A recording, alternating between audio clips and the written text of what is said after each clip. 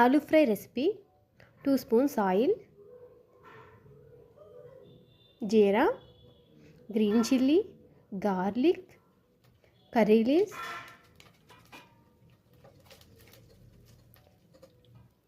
కొంచెం వేగిన తర్వాత ఆవాలు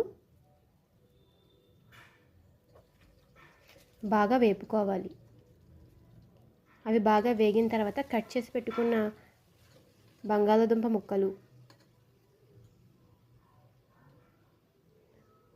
1 స్పూన్ అల్లం వెల్లుల్లి పేస్ట్ బాగా వేసి పచ్చివాసన పోయే వరకు వేపుకోవాలి. బాగా వేపిన తర్వాత పసుపు కొంచెం, బాగా వేగిన తర్వాత మూత పెట్టుకోవాలి. ఒక 5 మినిట్స్ బాగా వేగనివ్వాలి.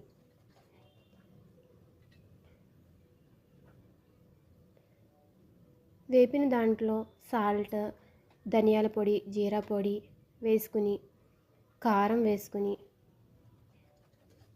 బాగా మంచిగా వేపుకోవాలి. వేపిన తర్వాత ఒక 1 మినిట్ వరకు ఫ్రై చేసుకుని స్టవ్ ఆఫ్ చేసుకుని సర్వింగ్ బౌల్లోకి సర్వ్ చేసుకోవడమే.